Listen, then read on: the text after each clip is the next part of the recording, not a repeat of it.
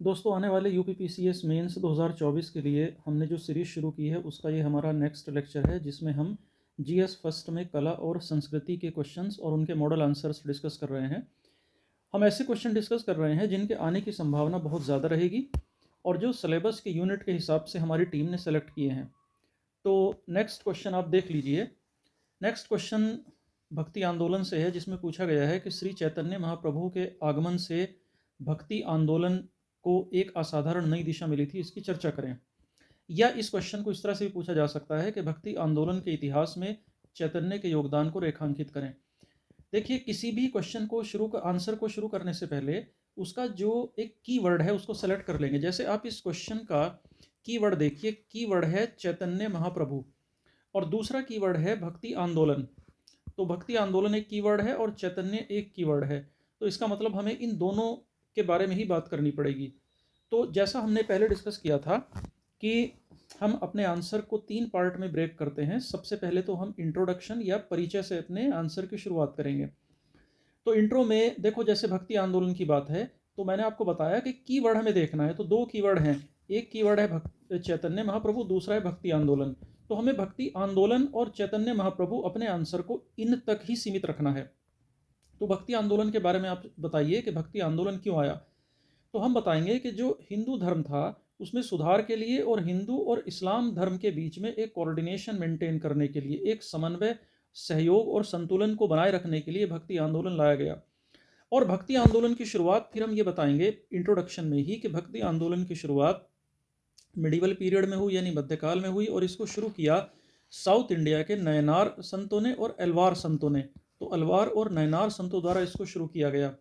और north India में, उत्तर भारत में भक्ति आंदोलन आया था स्वामी रामानंद के प्रयासों से।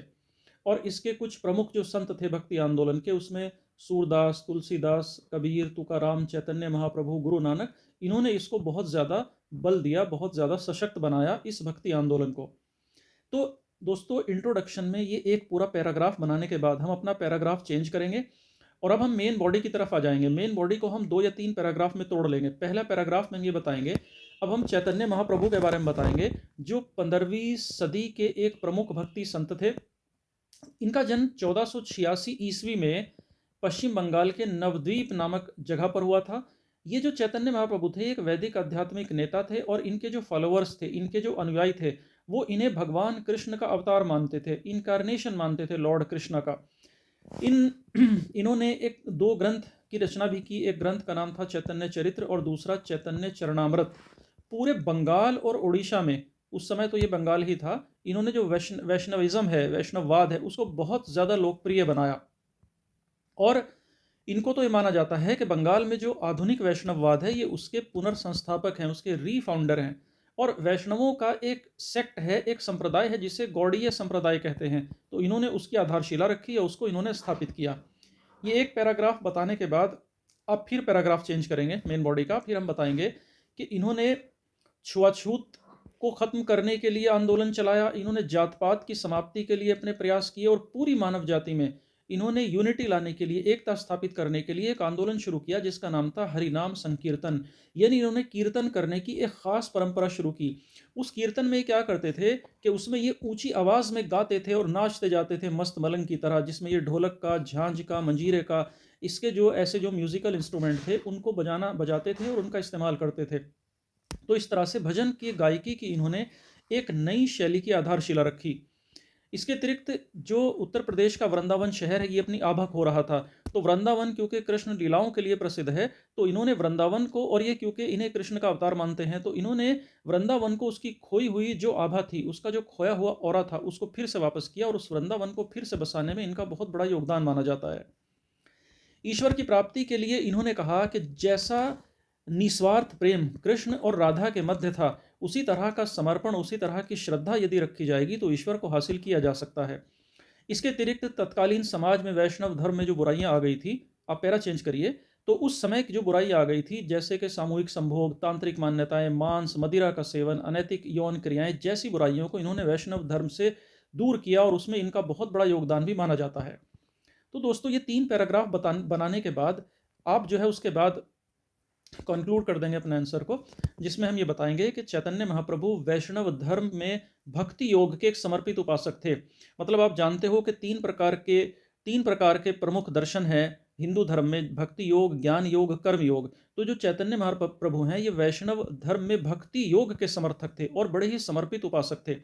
भजन गायकी की हमने पढ़ लिया, डिस्कस कर लिया था, तो उसको यहाँ डाल देंगे कि भजन गायकी की इन्होंने नई शैली की आधारशिला रखी और जिस तरह का महामंत्र संकीर्तन इन्होंने आरंभ किया उसका प्रभाव आज भी पूरे पाश्चात्य दुनिया में आज भी देखा जा सकता है, आज भी प्रचलित है। और इन्होंने, चैतन्य महाप्रभु ने संपूर्ण विश्व को प्रेम का, सद्भाव का और भक्ति मंत्र का जो इन्होंने भाव दिया वो आज भी पूरी विश्व में परिलक्षित है, या ये कह सकते हैं कि इन्होंने अपने इस भक्ति मंत्र से पूरे विश्व को उद्वेलित किया। तो इस प्रकार से दोस्तों हम इस क्वेश्चन का आंसर दे सकते हैं। नेक्स्ट क्वेश्चन देखते हैं। नेक्स्ट क्वेश्चन स्तूपास से है। स्तूप किसे कहते हैं और ऐतिहासिक कालक्रम की दृष्टि से इसके विकास क्रम को स्पष्ट कीजिए। तो देखो, आप जैसा मैंने बताया कि आप कीवर्ड देखिए, तो कीवर्ड क्या है, दो चीज़ें पूछ रहा है, एक तो स्तूपा और दूसरा इसका ऐतिहासिक कालक्रम, यानी इसका डेवलपमेंट या इसका एवोल्यूशन, कैसे ये इवॉल्व हुआ। तो दो चीज़ें पूछ रहा है। इंग्लिश वर्जन आप इंग्लिश वाले यहाँ देख सकते हैं। तो फिर वही तीन पार्ट में हमें ब्रेक करना है। देखो, बिना इंट्रोडक्शन के आंसर नहीं हो सकता। इंट्रो और कंक्लूजन चाहे हम 2 लाइन का लिखें, लेकिन हमें लिखना पड़ेगा, उसके बाद ही हम शुरुआत करेंगे। तो इंट्रो में आप टॉपिक को हिट करो, यानी जैसे ही आप अपने आंसर की शुरुआत करो तो आप टॉपिक को हिट करो, अनावश्यक बात नहीं करनी है। तो हम स्तूप से, जैसे फर्स्ट थिंग्स फर्स्ट, तो जो बात क्वेश्चन में पूछी गई स्तूप किसे कहते हैं, तो स्तूप को ही बता देंगे। स्तूप किसे कहते हैं हम बताएंगे कि जो स्तूपास हैं ये गोल टीले के आकार की एक संरचना, एक स्ट्रक्चर है। और स्तूप इसलिए होता है ताकि जो पवित्र बौद्ध अवशेष हैं उनको रखने के लिए इसका इस्तेमाल किया जाता है। स्तूपों का बहुत ज़्यादा धार्मिक महत्व है, इनका रिलीजियस सिग्निफिकेंस बहुत ज़्यादा है। और जो बुद्धिज़्म है, जो बौद्ध धर्मावलंबी हैं, वो इसकी परिक्रमा करते हैं, इसमें प्रार्थना करते हैं, इसमें ध्यान लगाते हैं। और स्तूप जो है एक सिंबल है, स्तूप जो है एक टोकन है ज्ञान का, यानी विजडम का, निर्वाणा का, बोध का, ये प्रतीक है इन सब का। तो इंट्रो में ये बातें बताने के बाद, इसके बाद हम मेन बॉडी में आ जाएंगे। और फिर हम, जैसे आप क्वेश्चन देखिए, मैं क्वेश्चन बता देता हूँ। ऐतिहासिक कालक्रम की दृष्टि से पूछा है तो हमें इसका विकास बताना पड़ेगा। मतलब अलग अलग जो अलग अलग डायनेस्टीज़ थी, यानी मौर्यों से पहले या मौर्यों के काल में या मौर्यों के बाद या फिर गुप्त काल में कैसे कैसे स्तूप बनते रहे, कैसे कैसे वो अपने गोल्डन पीरियड की तरफ गए या कैसे कैसे डिक्लाइन की तरफ गए, ये हमें बताना पड़ेगा। तो सिंपल हेडिंग डालकर अपनी बात शुरू करेंगे हम। स्तूपों का विकास, हम ये हेडिंग डाल देंगे कि डेवलपमेंट ऑफ स्तूपास। तो सबसे पहले हम प्री मौर्यन पीरियड की बताएंगे, मौर्य पूर्व काल के बारे में बताएंगे। देखिए, महात्मा बुद्ध के महापरिनिर्वाण के बाद उनके अवशेष 8 सिंपल टाइप के, साधारण टाइप के स्तूपों में रखे गए। हालांकि उनमें से ज़्यादातर अब नष्ट हो चुके हैं। फिर हम बताएंगे कि मौर्य काल में देखो, अशोक महान ने 84,000 स्तूप बनवाए, जिनमें कुछ इंपॉर्टेंट स्तूप क्या है, सांची है, भरहुत है, चौखंडी या सारनाथ भी कहते हैं जिसको, वहाँ है, या धर्मराजिका वाला स्तूप है। और इवन अशोक ने नेपाल में कनक मुनि जैसे जो पुराने स्तूप थे उनका अशोक ने जीर्णोद्धार भी करवाया, यानी उनका अशोक ने मरम्मत भी कराई। फिर मौर्यों के बाद पोस्ट मौर्यन पीरियड की बात करें तो जो पोस्ट मौर्यन पीरियड था ये स्तूप बनाने का गोल्डन पीरियड था।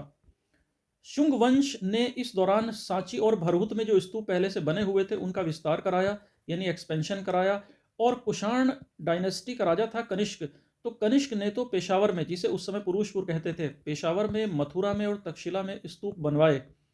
साउथ इंडिया की बात करें तो इक्ष्वाकु डायनेस्टी और सातवाहनों ने कई सारे स्तूप बनवाए, विशेष तौर से अमरावती में, नागार्जुन कोंडा में और जगदलपुर में। और इसी काल में, यानी मौर्यों के बाद के जो स्तूप हैं उसमें बुद्ध के जीवन, उनके जातक कथाएं, लोक कथाएं और जो सामाजिक जीवन से जुड़े जो विषय थे उनके चित्रण देखने को मिलते हैं, यानी पिक्चर्स भी देखने को मिलती हैं उनकी स्तूपों के भीतर। तो मौर्योत्तर काल के बाद, पोस्ट मौर्यन के बाद, फिर हम बात करेंगे गुप्त काल में स्तूपों का विकास। तो गुप्त काल में देखिए, जो प्रमुख स्तूप हैं गुप्त काल के, वो सारनाथ का धमेक स्तूप है और सिंध का एक शहर है मीरपुर खास, वहाँ का स्तूप है। और गुप्त काल के बाद तो स्तूप जो थे वो डिक्लाइन की तरफ चले जाते रहे, यानी उनका फिर धीरे धीरे पतन होने लगा। हालांकि बन तो रहे थे लेकिन अब उतनी भव्यता स्तूपों में नहीं थी। फिर स्तूपों का विकास से रिलेटेड आप एक डायग्राम भी दे सकते हैं। देखो, एक बात आप याद रखिएगा कि अगर आप डायग्राम दे देते हैं अपने आंसर में, लेकिन डायग्राम आपका दोस्तों रेलेवेंट होना चाहिए, प्रासंगिक होना चाहिए। तो डायग्राम देना आपको एक एक्स फैक्टर देगा, मतलब आपको अतिरिक्त नंबर दिलाने में मदद करेगा। तो आप बता दीजिए स्तूपों का विकास, कि जैसे शारीरिक स्तूप हैं सांची में, इसमें बुद्ध और शिष्यों के अवशेष हैं, या परिभोगी का स्तूप है, इसमें बुद्ध और शिष्यों के द्वारा जो चीज़ें इस्तेमाल की गई थी वो रखी हुई हैं। स्मारक स्तूप है सारनाथ और बोध गया में, ये बुद्ध और उनके शिष्यों की जो स्मृतियां हैं उन पर बना है। और इस तरह प्रतीकात्मक स्तूप है लेह में और रुमिनदेई में, मतलब सिंबल के तौर पर बनाया गया है। तो इस तरह से ये डायग्राम आप दे सकते हैं, और लास्ट में आप कंक्लूड कर दो कि जो स्तूप हैं वो बौद्ध स्थापत्य कला की उत्कृष्टता को दिखाते हैं, यानी जो बौद्ध जो बुद्धिस्ट जो आर्ट थी उसका एक्सीलेंस है, ये हाइट है। और स्तूपों के विकास से की स्टडी से हमें बौद्ध धर्म को जानने में मदद मिलती है, और बौद्ध कल्चर को जानने में भी हमें बहुत अधिक मदद मिलती है। तो इस तरह से हमने इन दोनों क्वेश्चंस का एक डिटेल्ड में और एक आंसर जो सही तरीके से होना चाहिए उसको लिखने की कोशिश की। आप एक काम कीजिएगा, आप इस एक्सप्लेनेशन को पूरा सुनिए, और सुनने के बाद आप इन दोनों क्वेश्चंस को एक 7 मिनट का अलार्म लगा करके, दोस्तों आप इन दोनों क्वेश्चंस को लिखने की कोशिश कीजिए, ये स्तूप वाला क्वेश्चंस भी और चैतन्य महाप्रभु वाला भक्ति आंदोलन वाला क्वेश्चन भी। आप इन दोनों क्वेश्चंस को 7 मिनट में पहले सुन लीजिए, पहले पूरा मेमोरी बना लीजिए। तो इस तरह से आप लिख के देखिए। तो नेक्स्ट लेक्चर में हम फिर इसका आगे क्वेश्चन करेंगे। Thank you.